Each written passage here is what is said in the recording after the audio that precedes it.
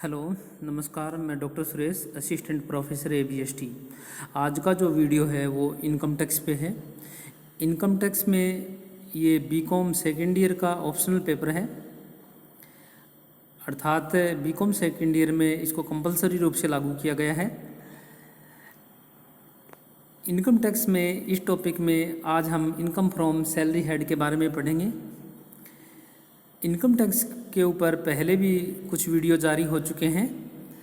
आप सभी लोग उन वीडियो का अध्ययन कीजिए और उसी नियम में ये वीडियो आपके पेश है। आयकर अधिनियम की धारा 14 के अनुसार करदाता की कुल आय की गणना करने के लिए, अर्थात कुल आय पर कर लगाने के लिए भिन्न भिन्न साधनों से होने वाली आय को हम 5 शीर्षकों के अंतर्गत विभाजित किया गया है। ये 5 शीर्षक इस प्रकार हैं, जैसा कि स्क्रीन पे दिखाया गया है। Income from salary, income from house property, income from business and profession, income from capital gain, income from other sources. आज हम जो अध्ययन करेंगे वो इनकम फ्रॉम सैलरी से है। इनकम फ्रॉम सैलरी क्या है? आयकर अधिनियम 1961 में वेतन की कोई स्पष्ट परिभाषा नहीं दी गई। इसमें केवल यह बताया गया है कि वेतन में कौन कौन सी आय को शामिल करेंगे। कर्मचारी और नियोक्ता से मिलने वाली आय वेतन शीर्षक के अंतर्गत कर योग्य होती है। वेतन शीर्षक के अंतर्गत कर लगाने के लिए हम निम्न आयों को भी वेतन शीर्षक के अंतर्गत कर योग्य मानते हैं। नंबर 1, प्राप्य वेतन, चाहे भुगतान हुआ हो अथवा नहीं हो। पेशगी प्राप्त वेतन, चाहे प्राप्त हुआ हो या नहीं हुआ हो। पिछले बकाया वेतन या पिछले वर्ष का बकाया वेतन जिस पर पहले कर नहीं लगाया गया हो। नोट: एक फर्म के साझेदार को उस फर्म से मिलने वाला वेतन, बोनस, कमीशन या अन्य कोई पारिश्रमिक या प्राप्य आय को उस धारा के अंतर्गत हम वेतन नहीं मानते, अर्थात इसे वेतन शीर्षक के अंतर्गत कर नहीं लगाया जा सकता। वेतन के संबंध में कुछ महत्वपूर्ण तथ्य दिए गए हैं। वेतन, हम उन तथ्यों के आधार पर हम ये मानेंगे कि ये वेतन है या नहीं है। नंबर 1, वेतन मानने के लिए नियोक्ता व कर्मचारी का संबंध आवश्यक है। किसी भी आय पर वेतन शीर्षक के अंतर्गत कर लगाने के लिए यह आवश्यक है कि उसका भुगतान करने वाला, अर्थात आय प्राप्त करने वाला के मध्य नियोक्ता व कर्मचारी का संबंध होना आवश्यक है। यदि नियोक्ता व कर्मचारी का संबंध नहीं है तो उसको हम वेतन शीर्षक के अंतर्गत कर योग्य नहीं मानेंगे। नंबर 2, वेतन में मजदूरी को भी शामिल करते हैं। आयकर अधिनियम 1961 में वेतन तथा मजदूरी के में किसी प्रकार का कोई अंतर नहीं किया गया, अर्थात मजदूरी को भी वेतन में शामिल करते हैं। नंबर 3, वेतन स्वेच्छा से छोड़ना या त्यागना। यदि कोई कर्मचारी अपना वेतन स्वेच्छा से छोड़ता है या त्याग करता है, नियोक्ता के पास ही छोड़ देता है, तो इस वेतन पर आयकर चुकाना होगा। क्यों?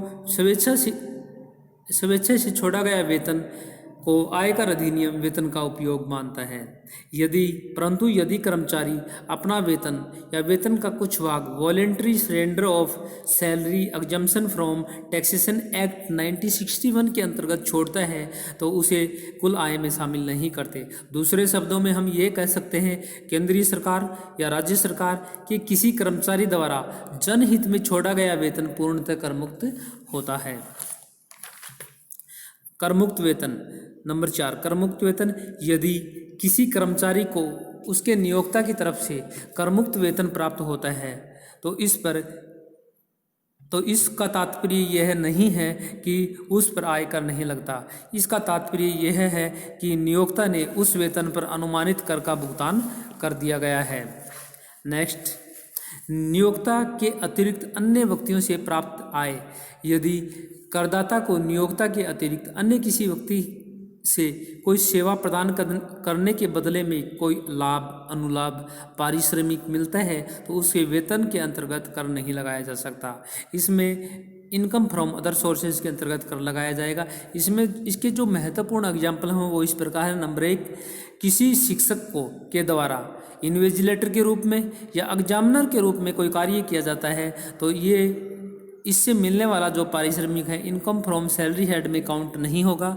ऐसा मिलने वाला पारिश्रमिक इनकम फ्रॉम अदर सोर्सेज के अंतर्गत कर योग्य होगा।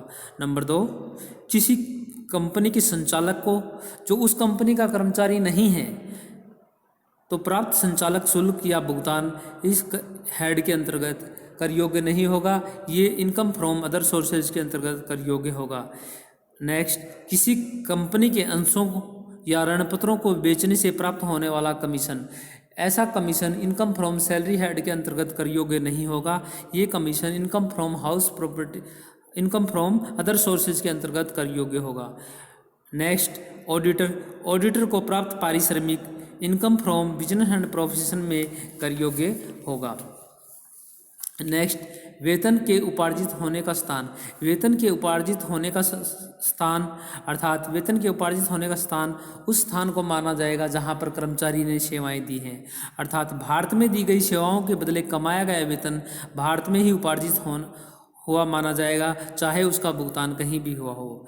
नेक्स्ट, न्यायालय के आदेश पर रोका गया वेतन, यदि किसी कर्मचारी का वेतन नियोक्ता द्वारा न्यायालय के किसी आदेश के अंतर्गत रोका जाता है तो उसका भुगतान नहीं किया जाता, तब भी ऐसे कर्मचारी के वेतन को वेतन शीर्षक के अंतर्गत कर देना होगा। नेक्स्ट, सभी नियोक्ताओं से प्राप्त वेतन को शामिल करना, यदि कोई कर्मचारी एक से अधिक नियोक्ता पर आंशिक रूप से कहीं कार्य करता है तो उस कार्य के बदल नियोक्ता से जो वेतन प्राप्त होता है तो वह सभी नियोक्ताओं से प्राप्त वेतन को वेतन शीर्षक के अंतर्गत कर योग्य माना जाएगा। वेतन किसी भी अवधि के आधार पर प्राप्त हो सकता है। वेतन यहाँ पर वेतन किसी भी अवधि के आधार पर प्राप्त हो सकता है। वेतन पर डे प्राप्त हो सकता है, साप्ताहिक प्राप्त हो सकता है, पाक्षिक, मासिक, त्रैमासिक, अर्धवार्षिक या वार्षिक, किसी भी समय अवधि पर वेतन प्राप्त हो सकता है। हम उसे वेतन को वेतन शीर्षक के अंतर्गत कर योग्य मानेंगे। नियोक्ता से प्राप्त ऋण, यदि कोई कर्मचारी अपने नियोक्ता से किसी प्रकार का कोई ऋण प्राप्त करता है तो ऐसा ऋण वेतन शीर्षक के अंतर्गत कर योग्य नहीं होगा, अर्थात वेतन शीर्षक के अंतर्गत इसको हम शामिल नहीं करेंगे।